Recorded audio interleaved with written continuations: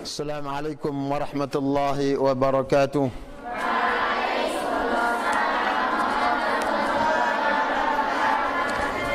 Innal hamdalillah nahmaduhu wa nasta'inuhu wa nastaghfiruh wa na'udzu billahi min shururi anfusina wa min sayyiati a'malina. May yahdihillahu fala mudilla lahu wa may yudlil fala hadiya lahu.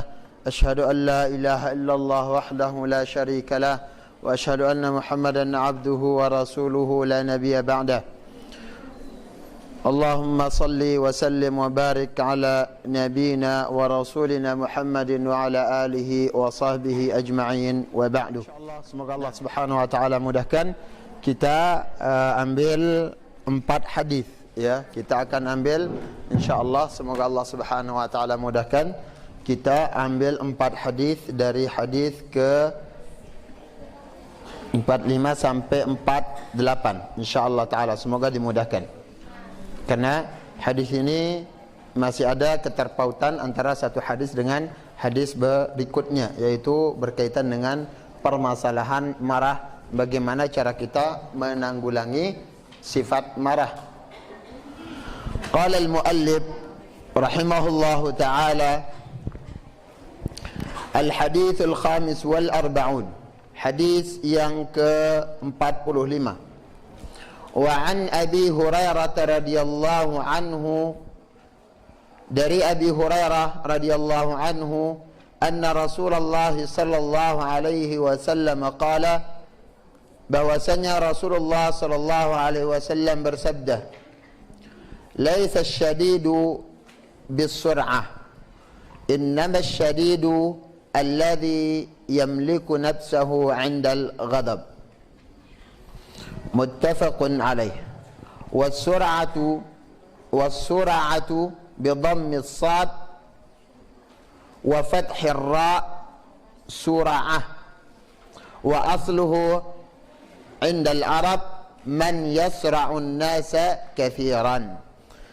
Nabi sallallahu alaihi wasallam atau Rasulullah sallallahu alaihi wasallam bersabda, laisa asyadidu bi sur'ati, sur'ah ya, bukan sur'ah, sura'ah. Maksudnya bukanlah orang yang perkasa atau menjadi juara, pemenang bisur'ah ya, bisura'ah, yaitu orang yang menang berkali-kali dalam lomba gulat ya. Bukanlah dinamakan pemenang sejati itu orang yang sering menang di dalam gulat, adu kekuatan. Sur'ah ya, sur'ah itu adalah bagian dari olahraga yang dulu Nabi SAW dan para sahabatnya dipakai untuk bermain ya. Di sela-sela waktu senggang mereka, para sahabat itu tahu sur'ah? Gulat, tahu gulat? Adu kekuatan, adu tenaga, cuman untuk merebahkan lawan, itu saja, tidak saling pukul ya. Adu kekuatan untuk merebahkan lawan tanpa ada pukulan dan bukan dengan dendam juga. Innamas syadidu, namun yang dikatakan seorang yang perkasa, seorang yang menjadi juara, pemenang adalah alladhi yamliku nafsahu 'inda al-ghadab, yaitu yang bisa menahan dirinya tatkala marah. Lihat talibat, tatkala kita marah, kita mampu menahan diri kita. Ini adalah hakikat dari kita menang. Ini hakikatnya seorang itu dikatakan kuat, baik itu kita sebagai seorang laki-laki atau wanita, di mana terkadang seorang wanita tidak bisa menahan, mungkin untuk bisa memukul, tidak seperti laki-laki ya, ada kekuatan. Ketika wanita marah, yang paling cepat itu apa? Mulutnya. Yang paling kasar itu mulutnya. Dia akan mencaci maki, dia akan mencela, dia akan melaknat yang lainnya, ya, dan bahkan akan keluar kata-kata kufur dari lisannya. Ini wanita. Ini kalian para wanita tidak perlu berpikir panjang untuk mengeluarkan suatu perkataan tanpa berpikir panjang. Makanya wanita itu dikisahkan disebutkan oleh Nabi sallallahu alaihi wasallam sebagai sosok yang lemah akal, lemah agama juga.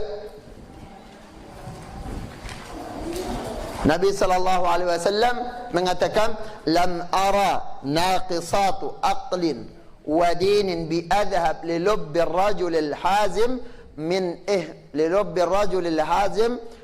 ihda kunnah."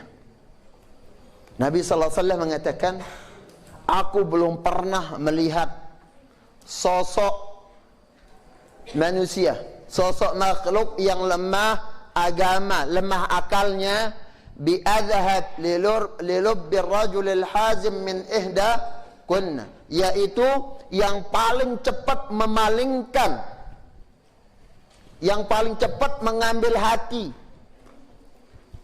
ya, yang paling cepat membuat seorang laki-laki yang teguh pendiriannya goyah daripada salah satu di antara kalian para wanita.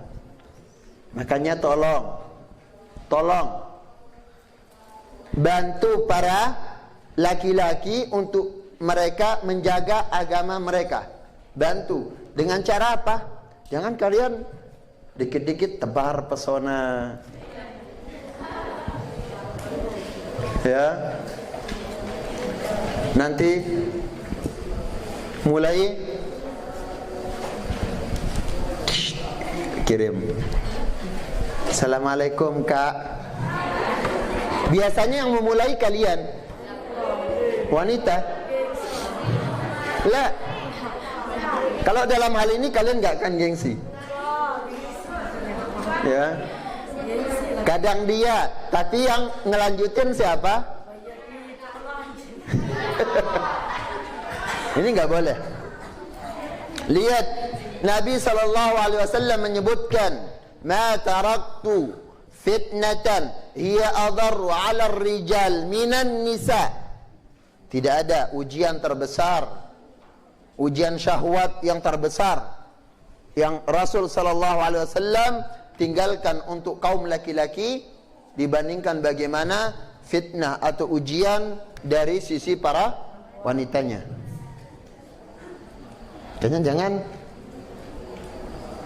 Jangan semakin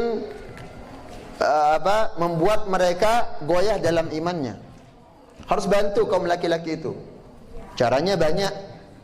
Jangan banyak keluar, jangan teriak, ya. Ingat, al-mar'atu aurah, wanita itu aurat. Jadi semuanya, suara kalian, tertawa kalian, ya, apalagi yang suaranya kayak suara cowok dibikin-bikin lagi. Ya kalau segitu udah suaramu, jangan bikin-bikin lagi. Ya. Jadinya para wanita dikatakan oleh Nabi SAW adalah kaum yang mereka lemah agama dan lemah akalnya. Jadinya untuk mengatakan suatu hal yang Allah Subhanahu wa taala murkai, enggak perlu pikir panjang, enggak perlu mikirin bagaimana akibatnya. Toh juga akibatnya tanggung bareng. Iya kan? Begitu. Jadinya para wanita cepat marah, mungkin dalam hal untuk melakukan kemarahannya itu diwujudkan dalam kezaliman tangan, kezaliman kaki, atau yang berupa kezaliman anggota badan mungkin bisa tertahan. Tapi bagaimana cepatnya para wanita marah dengan lisan mereka. Jadi ini termasuk juga bagaimana laki-laki, wanita Sama kedudukannya, kita disuruh Islam untuk menjaga amarah kita. Jelas? Dan jadinya ini yang dikatakan orang yang pemenang. Ini yang dikatakan sebagai juara. Ya. Begitu juga ketika seorang menjadi guru, jangan cepat marah terhadap muridnya. Ada guru yang cepat marah? Ada? Tinggal bilang la taghdab, selesai. Ya. Jadinya musyrifah, ustazah, gak boleh cepat marah. Marah sekali kapan itu sifat manusiawi. Ya.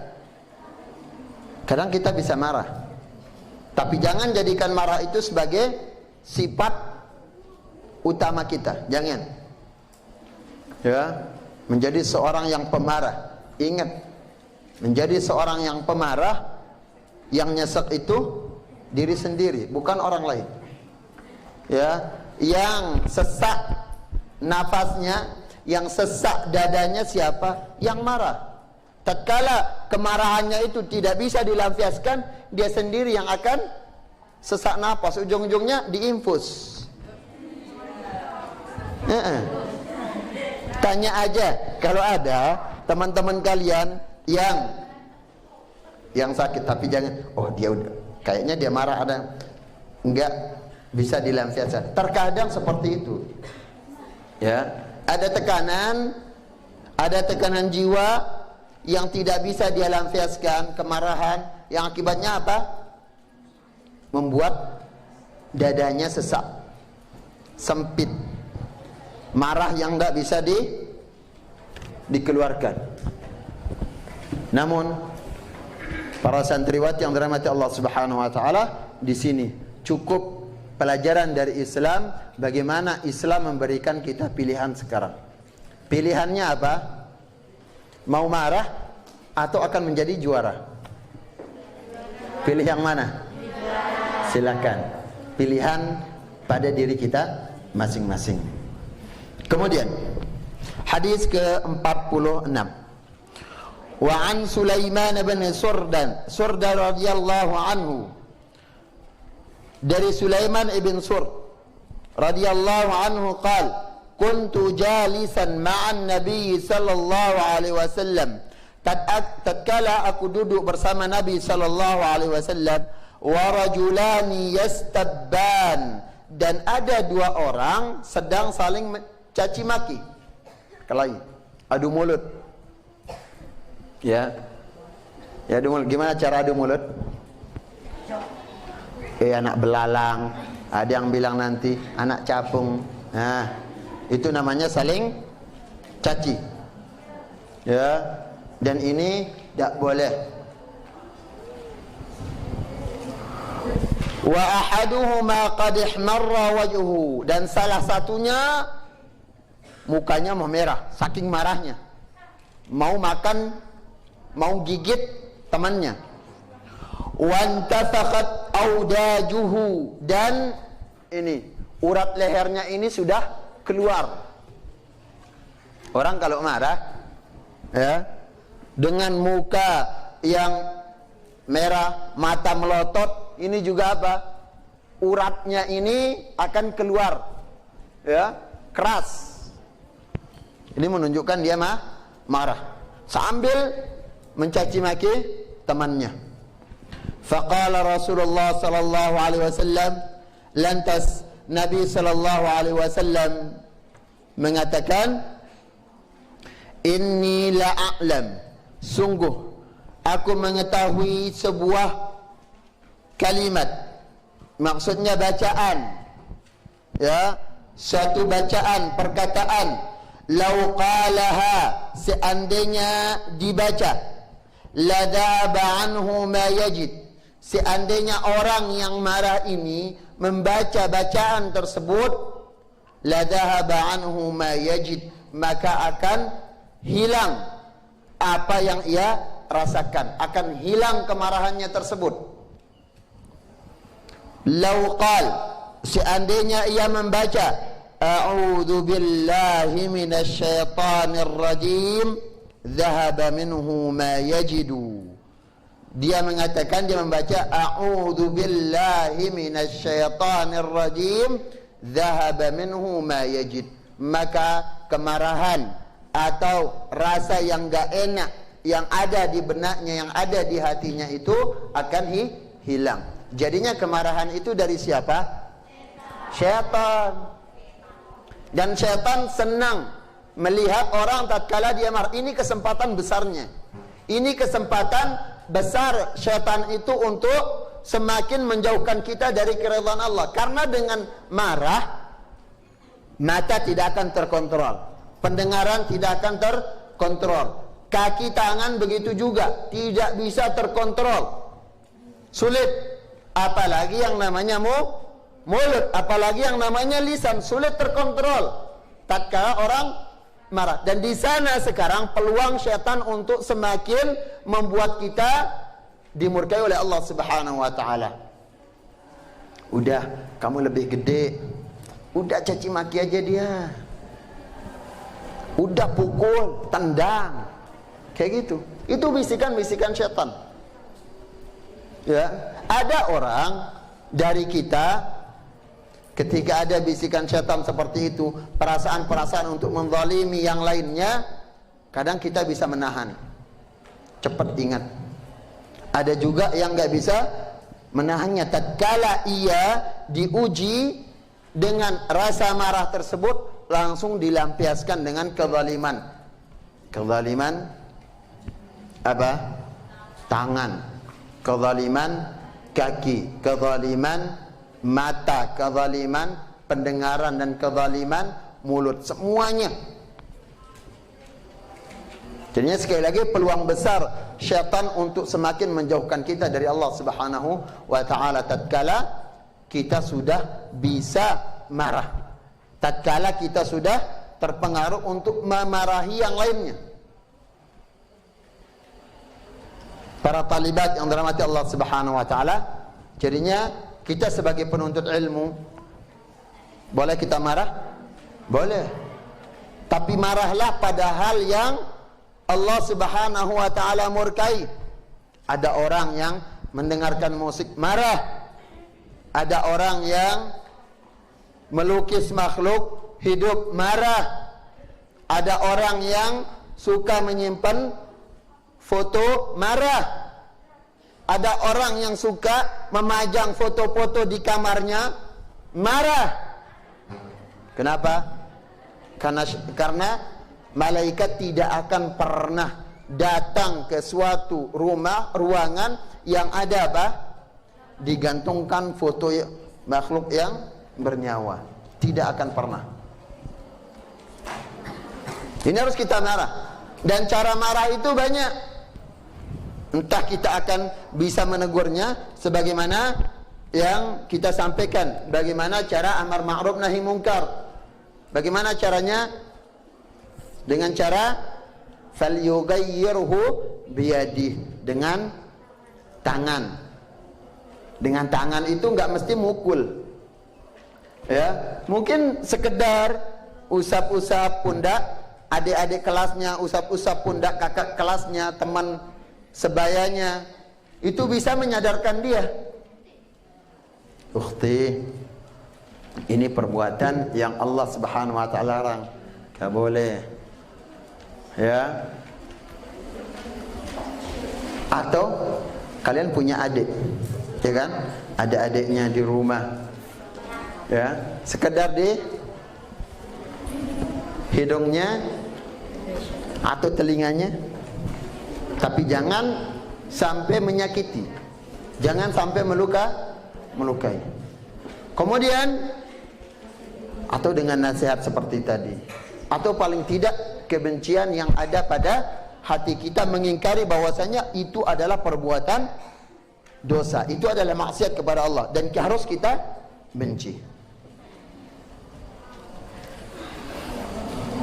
Kita membaca apa?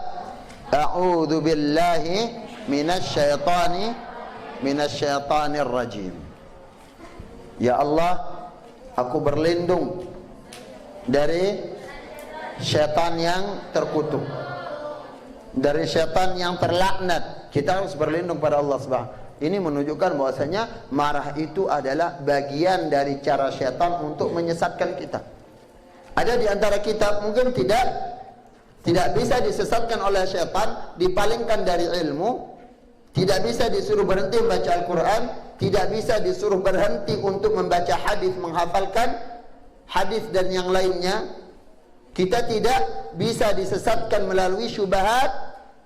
Di sini kita dijauhkan dari rahmat Allah dengan cara menyelipkan sifat pemarah. Bisikan syaitan, udah kamu gede, marahi, pukul, banyak. Faqalu lahu, kemudian mereka para sahabat mengatakan kepada orang yang marah tersebut, innan nabiyya sallallahu alaihi wasallam qala, sungguhnya Nabi sallallahu alaihi wasallam mengatakan, ta'awwadz billah minasyaitonir rajim, berlindunglah engkau dari syaitan yang terkutuk. Ini bagian dari godaan syaitan, yaitu syaitan membuat kita marah. Ya.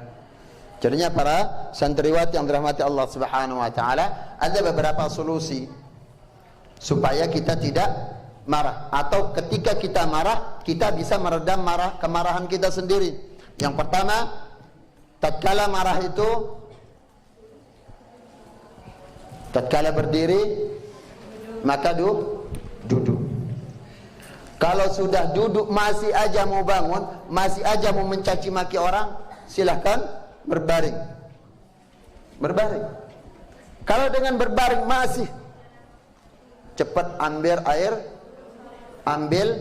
air wudu, ya, wudu dan ta'awud, minta perlindungan dari Allah Subhanahu wa taala dari godaan syaitan tersebut. Sekali lagi, marah itu bagian dari godaan syaitan. Marah itu adalah bagian dari peluang besar untuk syaitan di dalam menyesatkan atau memalingkan kita dari Allah Subhanahu wa taala. Karena syaitan, sekali lagi, iblis dan para tentaranya, dia tidak akan pernah reda, suka melihat kita taat kepada Allah Subhanahu, tidak akan pernah. Ya. Karena itu ikrarnya di hadapan Allah Subhanahu wa taala, ketika ia minta kepada Allah, ya Allah, berikan aku penangguhan waktu untuk tidak disiksa, penangguhan waktu untuk tidak dimasukkan ke neraka. Dan Allah kabulkan penangguhan waktu. Penangguhan waktu itu untuk apa? Untuk menyesatkan, menggoda semua keturunan Adam, semua manusia. Saya akan datang dari arah depan, dari belakang, dari kanan, kiri, atas, bawahnya. Supaya apa? Mereka jadi temanku di jahim, di neraka. Itu keinginan syaitan laknatullah alaih. Sekarang, apakah kita akan mengabulkan keinginan dari syaitan ini? Ya, tahan marahnya. Ya, tahan marah kita dan cepat berlindung kepada Allah Subhanahu wa taala dari godaan syaitan tersebut. Hadis yang berikutnya. Hadis ke 47. Wa an Mu'adz bin Anas radhiyallahu anhu, dari Mu'adz bin Anas radhiyallahu anhu, anna Nabi sallallahu alaihi wasallam qala, dari Nabi sallallahu alaihi wasallam, bahwasanya Nabi sallallahu alaihi wasallam bersabda, man kadhama ghaidan wa huwa qadirun ala ayyunfidhahu, barang siapa yang bisa menahan marah wa huwa qadirun ala ayyunfidahu, tatkala ia mampu untuk meluapkan kemarahannya itu, tapi dia mampu menahan kemarahannya, da'ahu Allah subhanahu wa ta'ala, maka kelak Allah subhanahu wa ta'ala akan memanggilnya ala ru'usil khalaik yaumal qiyamah, di hadapan semua makhluk di hari kiamat. Dipanggil, dia dipanggil karena keistimewaan, bukan dipanggil untuk dipermalukan oleh Allah SWT, tapi dipanggil oleh Allah Subhanahu wa taala menunjukkan keistimewaan. Dia dipanggil karena apa? Dulu di dunia dia mampu menahan amarah, padahal saat itu dia bisa banyak faktor yang membuat dia bisa untuk marah. Misalkan dia lebih besar, atau seorang suami kepada istrinya, kepada anaknya, orang tua kepada anaknya. Mampu enggak? Mampu. Orang yang lebih kuat kepada yang lemah. Ya. Dia mampu. Seandainya dia marah pada waktu itu, dia mampu. Namun dia bisa menahannya. Ya. Orang-orang akan takut tatkala dia menjadi pemerintah. Tatkala pemerintah marah kepada rakyat, bagaimana? Mampu mereka? Mampu untuk memarahi rakyatnya, untuk memarahi orang-orang yang lemah dari rakyat itu. Mereka mampu. Namun dengan keadaan kemampuan mereka untuk marah, dia atau pemerintah atau kita bisa menahan amarah tersebut. Lihat keistimewaan yang Allah Subhanahu wa taala akan berikan kelak di hari. Dipanggil oleh Allah Subhanahu wa taala hatta yukhayyirahu minal huril aini ma syaa. Sampai lihat keistimewaannya, ia dipanggil oleh Allah Subhanahu wa taala dan disuruh memilih bidadari mana yang ia suka. Bagaimana kalau kita para wanita, kata kalian nanti, kita kan ini kan bidadari, berarti yang marah itu laki-laki. Ini menunjukkan laki-laki itu sulit mereka akan menahan marah mereka, karena mereka lebih kuat dari wanita. Benar? Iya. Tenaganya, mungkin juga dari segi akalnya.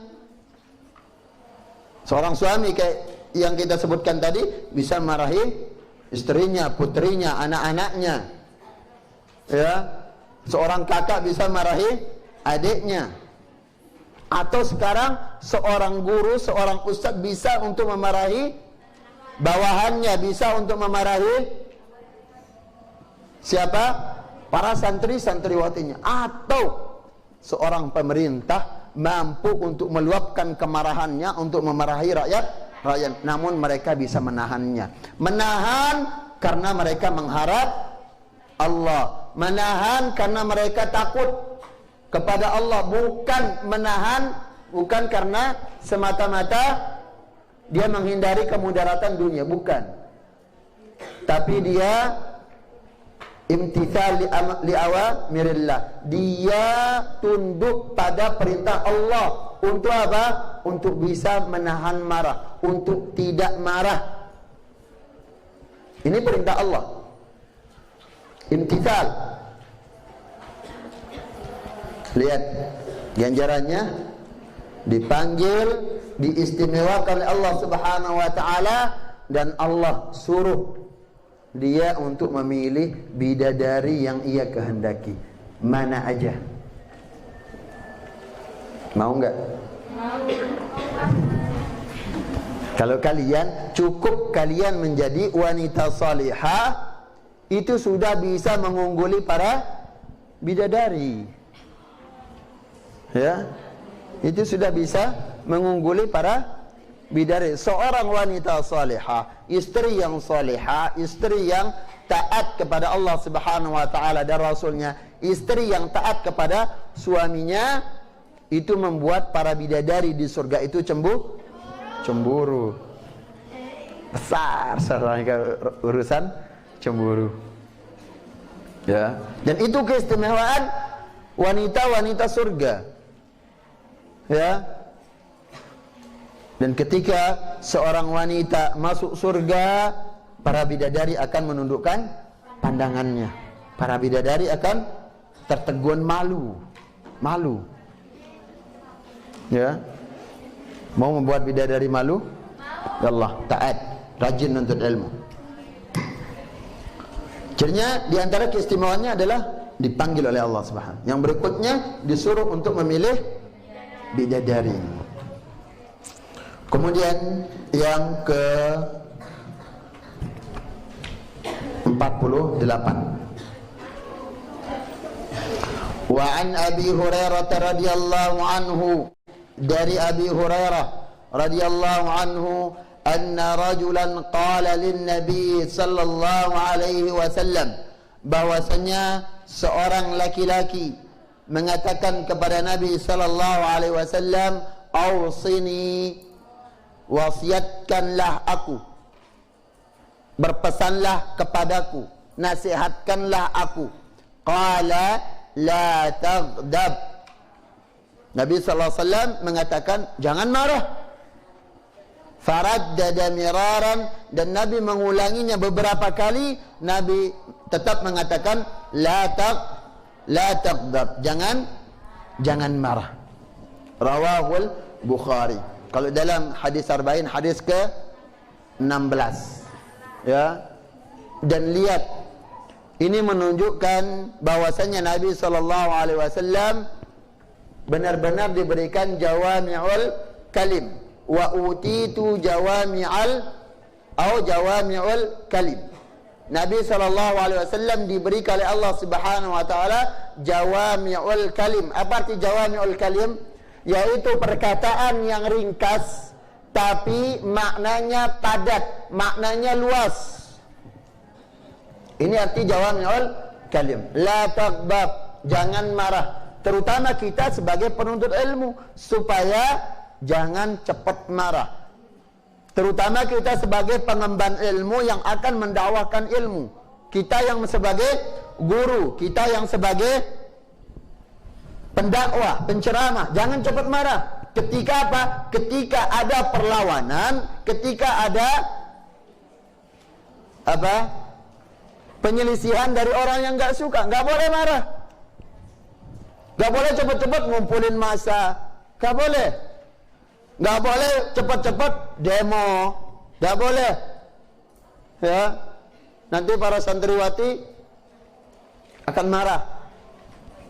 Udah menunjukkan bagaimana kita tidak setuju dengan keputusan pimpinan pondok, pimpin apa, bagian kesantrian. Kita enggak dikasih libur. Udah mogok belajar. Ya salam. Ya, enggak boleh. Kita justru harus bisa mengendalikan hawa nafsu kita. Kalau bukan kita sebagai penuntut ilmu yang lebih bisa untuk mengendalikan hawa nafsunya, untuk mengendalikan amarahnya, apakah orang awam? Ini gunanya kita menuntut ilmu. Ini gunanya kita diberikan oleh Allah Subhanahu wa taala keistimewaan sebagai penuntut ilmu. Karena tidak ada yang lebih mulia di muka bumi ini selain para penuntut ilmu. Yang surga aja dimudahkan, yang surga aja udah dijanjikan oleh Allah Subhanahu wa taala, yang surga saja sudah disebutkan oleh Allah Subhanahu wa taala untuk penuntut ilmu. Ini menunjukkan bagaimana istimewanya para penuntut ilmu. Dan dengan keistimewaan ini yang justru akan menambah khusyuk kita, takut kita, tawadhu kita, ya, dan sabar kita. Jangan cepat marah. Telepon, ya, nidaan li ukhtina kadha wa kadha an tatiya ila ghurfatil musyrifah, ya, ummuha Ha? Ummuha tattasilu biha. Yallah, disebutkan. Ketika ibunya salam, assalamualaikum. Halo, ya ada apa bu? Kenapa enggak jadi kesini? Udah, saya mau pulang. Kalau enggak dijemput, saya ngojek. Itu bukan perangai penuntut ilmu. Itu perangai penuntut dunia itu. Ini menunjukkan apa? Belum bersabar di atas keistimewaan yang Allah Subhanahu wa taala berikan. Sejauh mana nilai yang Allah Subhanahu wa taala berikan kita dari keimanan, begitu juga besar ujian yang Allah Subhanahu wa taala timpakan kepada kita.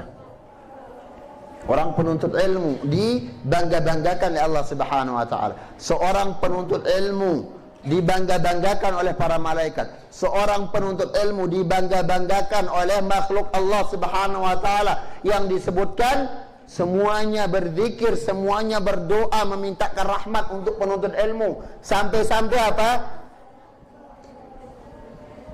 Hatta al-hitan fil bahr. Sampai ikan-ikan yang ada di lautan yang terdalam itu semuanya mendoakan, beristighfar, memintakan rahmat untuk para penuntut ilmu. Bagaimana tidak istimewa dengan hal tersebut, dan bagaimana juga Allah Subhanahu wa taala tidak akan menguji mereka dengan ujian yang banyak. Jadinya ketika Allah berikan kita keistimewaan, jangan keistimewaan itu membuat kita tafakhur, berbangga-bangga diri yang membuat kita sombong. Berbangga-bangga diri yang membuat kita akan lalai, yang akhirnya Allah Subhanahu wa taala akan iqab kita, hukum kita dengan dicabutnya keistimewaan tersebut. Dihilangkan nikmatnya menuntut ilmu, dihilangkan bagaimana malasnya kita membaca Al-Quran. Jangan sampai seperti itu. Jadinya kalimat la taghdab ini mengandung banyak makna sekali. Kalau enggak dijenguk, la taghdab. Jangan jenguk. Bahasa kita, bahasa Sasak. Ya, kalau enggak dijenguk, jangan jenguk. Ya kan? Kalau enggak dijenguk, jangan marah. Enggak ada belanja, jangan marah. Ya, telat memahami pelajaran, jangan kesal. Ya, dicuekin sama teman, jangan kesal juga. Dan banyak lagi. Ya, cirinya sekali lagi kalimat yang ringkas namun maknanya sangat luas. Makanya Nabi sallallahu alaihi wasallam memberikan wasiat yang berharga tersebut. La taghdab, la taghdab, la taghdab, diulang-ulangi oleh Nabi sallallahu alaihi wasallam. Jangan marah, jangan marah, jangan marah, jangan marah seperti itu. Para santriwati yang dirahmati Allah Subhanahu wa taala. Kemudian beberapa faedah dari keempat hadis yang kita bacakan tadi, yang diantaranya adalah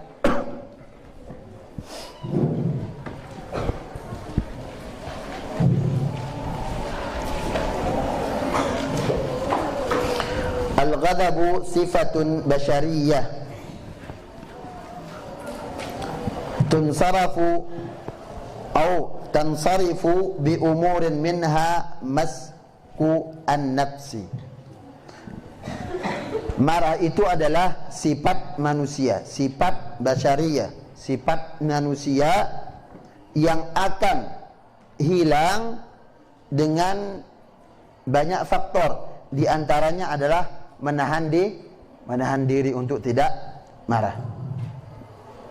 Kemudian yang berikutnya, hurmatul i'tida 'ala al-akharin fi halatil ghadabi wa ghairihi. Menghindak haramnya memusuhi atau membuat permusuhan dengan yang lainnya tatkala dalam keadaan marah.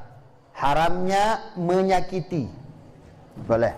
haramnya menyakiti yang lainnya ketika dalam keadaan marah. Apa menyakiti di sini? Menyakiti orang dari perbuatan tangan, kaki, anggota tubuh, atau menyakiti hati orang. Jangan. Bagaimana cara menyakitinya? Ya dengan perkataan-perkataan yang keji, dengan perkataan-perkataan yang kotor, perkataan-perkataan yang tidak layak untuk diucapkan, laknat dan sejenisnya. Maka ini namanya menyakiti orang lain ketika marah.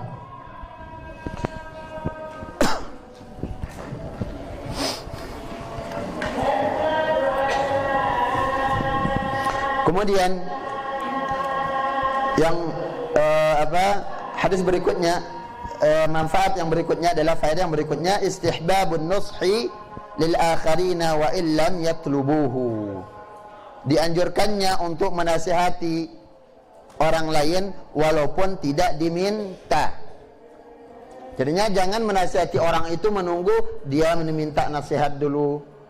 Ya, boleh juga kita langsung menasihatinya tatkala ia tidak minta. Misalkan kita melihat ada perangai, ada perbuatan yang menyelisihi syariat, langsung kita dekati, langsung kita tegur, langsung kita nasihati dengan cara yang hikmah, dengan cara yang bijak dan santun. Kemudian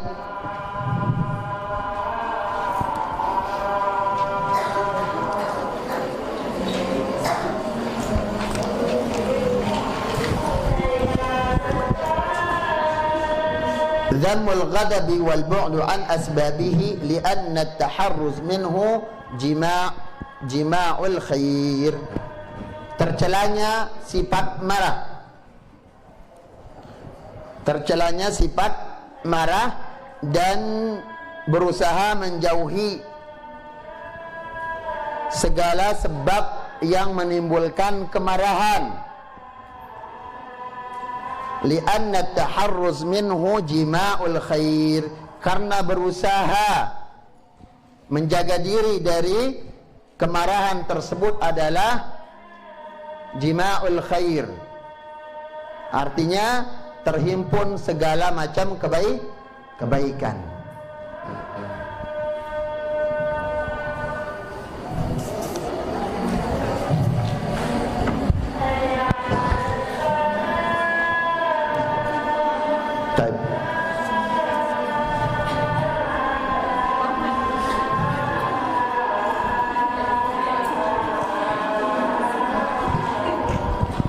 Kemudian yang terakhir adalah i'ta'un nasihati wa badluha liman talabaha, bal haqqun lil muslim ala akhihi.